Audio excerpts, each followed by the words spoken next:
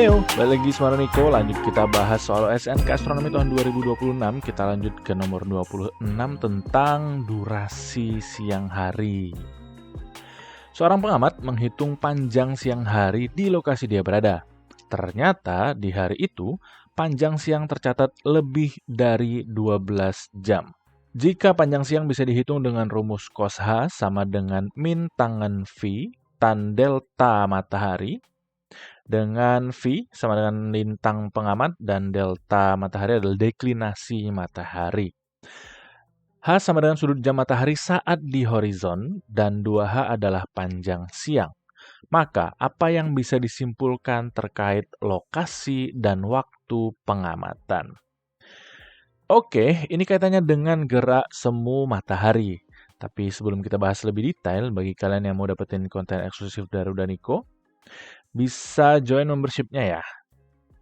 Seperti kita ketahui bahwa bumi itu mengelilingi matahari, tapi tidak tegak, tapi sumbu orbitnya itu miring sekitar 23,5 derajat.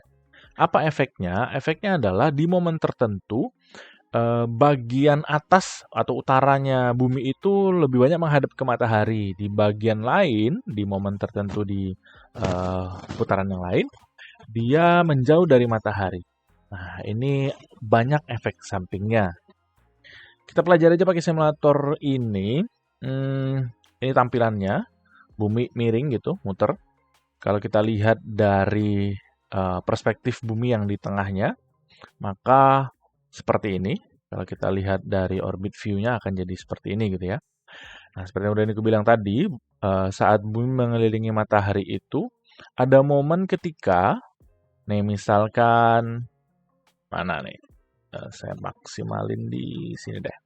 Momen seperti ini. Nah, di momen seperti ini, maka bagian selatannya bumi yang lebih condong ke matahari. Nah, di momen seperti ini, maka bagian selatan itu lagi musim panas dan bagian utara lagi musim dingin. Kayak gini tuh terjadi di sekitaran bulan Desember puncaknya. Terus saat muter lagi, nah pas saat seperti ini terjadi equinox. Equinox itu berarti matahari itu kayak tepat lagi ada di tengah-tengah bumi, khatulistiwa gitulah.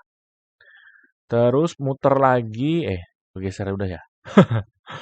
Nah kayak gini nih, pas kayak gini, nah di momen seperti ini, mana sih? Nah, matahari itu lagi kayak di bagian utara, bumi itu condong bagian atasnya, bagian utaranya yang lebih condong ke matahari. Nah, di momen seperti ini, maka bumi belahan utara itu lagi summer, musim panas. Durasi siangnya lebih lama. Terus bumi bagian selatan berarti lagi winter, musim dingin, berarti durasi siangnya lebih pendek. Gitu ya. Jadi kalau kita lihat lagi dari Celsius sphere seperti ini, maka matahari itu lambatnya. Maka matahari itu kayak seolah-olah melintasi bumi itu kayak lagi ke selatan, ke khatulistiwa, ke utara, balik lagi ke khatulistiwa, ke selatan dan seterusnya. Jadi kita melihat matahari itu seolah-olah bergerak seperti ini tadi. Bergerak ke utara, ke selatan, ke khatulistiwa dan seterusnya. Nah, gerak yang seperti ini namanya gerak semu tahunan matahari. So, kalau kita rekap, matahari di khatulistiwa itu terjadi saat 21 Maret atau istilahnya vernal equinox. Bergerak ke utara sampai di puncaknya, itu di sekitaran 22 Juni. Istilahnya adalah summer solstice. Nah, di momen seperti ini, puncak musim panas di bumi belahan utara, puncak musim dingin bagi bumi belahan selatan. Nah, garis balik ini namanya adalah Tropic of Cancer, garis balik utara. Di sekitaran 23,5 derajat sesuai dengan kemiringan rotasinya bumi tadi mengelilingi matahari. Lalu turun ke khatulistiwa lagi di sekitaran 23 September atau istilahnya adalah autumnal equinox. Di momen ini panjang siang dan malam hari untuk bumi di bagian manapun itu sama. Di vernal equinox tadi juga sama gitu ya. Pokoknya di setiap equinox siang dan malam itu sama durasinya, 12 jam 12 jam. Terus bergerak ke selatan di sekitaran 22 Desember, istilahnya adalah winter solstice. Mentoknya di garis balik selatan atau Tropic of Capricorn. Lalu balik lagi ke 21 Maret dan siklusnya akan berulang seperti itu. Oke? Jadi dari momen ini kita ketahui bahwa durasi siang itu lebih panjang. Oh ya, bagi wilayah bagian utara bumi, maka siangnya lebih panjang itu di sekitaran antara 21 Maret sampai 23 September. Malamnya lebih pendek. Dan sebaliknya, bagi pengamat di bumi lintangnya lebih ke selatan, minus gitu, maka siangnya lebih panjang itu di momen 23 September sampai 21 Maret. Saat musim panasnya lah pokoknya. Oke? Nah, kalau kita mau lihat gerakan matahari lebih detail lagi, kita bisa gunakan simulasi yang ini. Ini mensimulasikan gerakannya ini ya, matahari dalam mengelilingi bumi. Bagi pengamat di lintang berapapun kita bisa atur-atur, di bulan berapapun kita bisa atur-atur. Jadi misal di yang utara dulu ya, kita bikin agak ekstrim biar bisa kelihatan lebih ini ya, lebih ekstrim aja sih. Di Juni misalkan, nah di puncak, sekitaran puncaknya Juni ini, nah kayak gini deh. Matahari terbit itu bisa jadi pukul berapa nih? Pukul 4.52. Oke, sudah terbit matahari bukan jam 6 pagi gitu, tapi sekitaran jam 5. Terus bergerak mataharinya, siang harinya sampai terbenam matahari, set. Nah, sekitaran jam 7 malam. Jadi siangnya lebih lama, terbit tadi jam 5, tenggelam jam 7. Ini bagi pengamat di lintang sekitaran 37,8 North. Oke. Kalau lebih utara lagi, malah lebih ekstrim lagi. Nah, kayak gini. Di wilayah orang yang tinggal di sekitaran 60-an derajat utara, kita cek lagi. Terbitnya itu di tanggal sekian ya, di tanggal 21 Juni. Terbitnya itu bisa jadi nih sekitar jam 3 subuh. Udah terbit matahari. Terus bergerak. Siangnya lama sekali. Ting, tenggelamnya di pukul 21, jam 9 malam. Jam 3 subuh udah terbit matahari, jam 9 malam baru tenggelam. Jadi siangnya lama sekali. Apalagi kalau lebih ekstrim lagi. Nah ini, di atas 68-an derajat utara itu bahkan ada momen ketika, kayak gini nih, mataharinya nggak sempat tenggelam. Jadi siangnya 24 jam. Orang nggak turun ke horizon kok nggak nyampe ke horizon ini. Nah, di momen seperti ini, di tengah malamnya ini namanya adalah midnight sun. Wah, tengah malam tapi ada mataharinya, gitu. Itu bagi bumi belahan utara. Tapi ini kasus ekstrim kalau di lintangnya utara banget ya. Bagi kita yang di sekitaran Khatulistiwa, itu efeknya tidak terlalu berbeda jauh karena ya kita di Khatulistiwa kurang lebih imbang aja. Anggaplah di utara dikit aja, mana sini Aceh misalnya atau Kalimantan bagian paling utara lah. Anggapannya di sini sekitar 5,7 north. Mana nih matahari? Nah, seperti ini. Up. Terbit itu di sekitaran ya jam 5.55, bukan jam 6 persis. Terus tenggelam. Tenggelamnya sekitaran segini, jam 18.09. Jadi sedikit lebih kurang dari jam 6 pagi terbitnya, tenggelamnya ya beberapa menit lebih dari jam 6 sore. Gitu ya.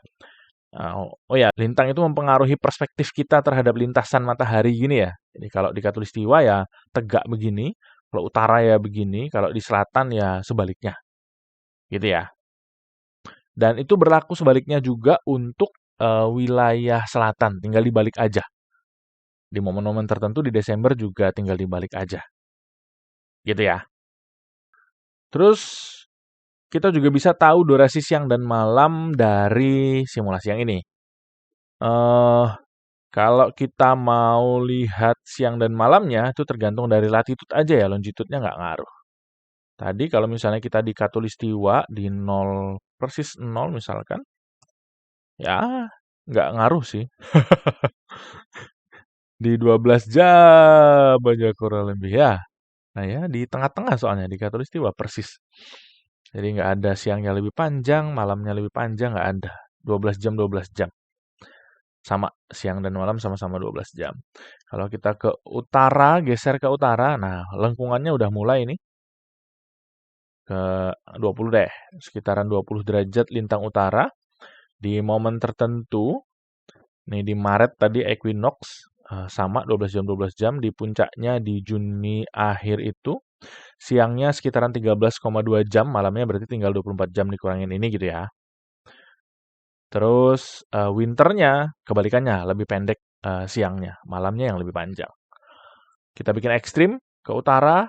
Wah, ini tadi yang momen di mana kalau di sini berarti siangnya 24 jam. Berarti matahari tadi tidak tenggelam. Di momen sebaliknya, winternya, mataharinya nggak ada. Jadi malam terus 24 jam. Gitu ya. Lebih ekstrim? Ya lebih ekstrim lagi sih. 80 derajat. Selatan, oh ya selatan dari tadi utara mulu ya. Selatan anggaplah kita di mana sih nih?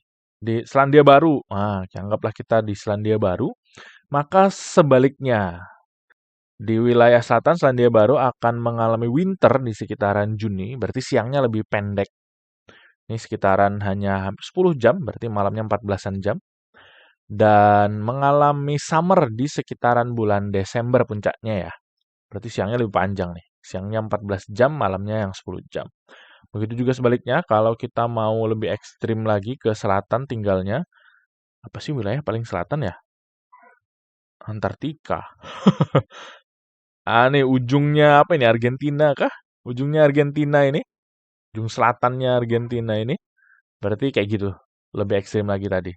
Sama kalau kita tinggal di kutub selatan, set di lingkaran ini, Arktik ini, akan mengalami tadi di momen ketika ini siang terus, yang ini malam terus, gitu. Atau gampangnya kalau fenomena kayak gini tuh mungkin kalau bagi yang muslim ini ya waktu sholat sih. Waktu sholat maghrib itu kan pas terbenamnya matahari. Nah kalian pasti bakal ngerasa bahwa oh kadang waktu maghrib itu agak cepet, kadang waktu maghrib itu agak lambat. Karena ini juga pengaruh dari gerak semu matahari tadi. Terus kita kembali aja ke soal, kita cek pernyataan mana yang benar gitu ya. Ini tentang lokasi dan juga waktu pengamatan. Udah ikut tegasin lagi bahwa tadi momennya siangnya lebih dari 12 jam, maka hitungannya boleh kita bilang summer, gitu ya. Ya walaupun bukan puncak musim panas dan seterusnya lah, ya bolehlah kita bilang bahwa let's say kalau kita harus bagi dua summer dan winter gitu ya. Momen ketika lebih dari 12 jam kita sebut saja summer, momen ketika kurang dari 12 jam siangnya berarti kita sebut saja winter. Walaupun ya ada peralihan di autumn sama spring ya, tapi nggak apa-apa. Nah, kapan summer itu terjadi? Bagi pengamat belahan utara tadi, di sekitaran 21 Maret sampai 23 September, dan selatan itu terjadi di 23 September sampai 21 Maret. Maka kita cek aja pernyataan mana yang benar. Pernyataan yang pertama bilang bahwa pengamat berada di bumi belahan utara dan waktu pengamatan antara 21 Maret sampai 23 September. Ini benar ya? Cocok dengan data yang atas tadi. Pernyataan kedua, pengamat berada di bumi belahan utara dan waktu pengamatan 23 September sampai 21 Maret. Salah. Bumi belahan utara lagi winter, siangnya lebih pendek. Ketiga, pengamat berada di bumi belahan selatan dan waktu pengamatan 21 Maret sampai 23 September. Juga salah, kebalik. 4, pengamat berada di bumi belahan selatan dan waktu pengamatan 23 September sampai 21 Maret. Betul, cocok. Dan terakhir, pengamatan berada di ekuator dan waktu pengamatan di tanggal 21 Maret sampai 23 September. Salah ya? Ekuator pas di 0 derajat lintangnya, itu sama terus, 12 jam siang, 12 jam malam. Oke? Nah, soal ini awalnya itu kayak apa ya, kayak, wah menantang sekali nih, apa lagi nih, ada kosha, ada tangan lah, ada tangan lagi lah, ini diapain gitu ya. Ternyata cuma nanyain lokasi sama waktu pas siang lebih dari 12 jam. Ya, easy lah ya. Ini pendekatan ini ya, pendekatan yang astronomis. Kalau kalian mau pakai pendekatannya secara rumus, itu bisa juga sebetulnya. Cuma kalian harus tahu tadi, lintang pengamat itu kita anggap aja berapa misalnya, lintang let's say, kita anggap, utara misalnya, 40 derajat, nanti pakai V-nya, lintangnya 40 derajat. Terus deklinasi mataharinya kalian harus tahu, bahwa kapan matahari berdeklinasi berapa. Nah, sesuai yang di grafik ini ya, di 21 Maret berarti deklinasi matahari itu 0, terus bergerak ke utara di 22 Juni itu deklinasi matahari adalah sekitar 23,5 derajat, yang nggak harus persis sih sebetulnya, nanti kalian bisa pakai hitungan tangan itu. Tapi kayaknya pendekatan astronomis yang tadi udah aku jelasin kayaknya lebih mudah deh. Oke? Nah, soal-soal seperti ini masuk ke dalam playlist Mekanika Benda Langit, boleh dipelajari aja. Gerak semu matahari ini kayaknya umum sekali ya, dipelajari aja. Terus challenge, udah siapin 2 soal challenge. Ini yang pertama, ya mirip kayak tadi aja. Terus ini yang kedua. Oke? Terus bagi kalian yang bingung, boleh tanya aja. Itu dulu pembahasan kali ini, semoga bermanfaat. See you on the next number.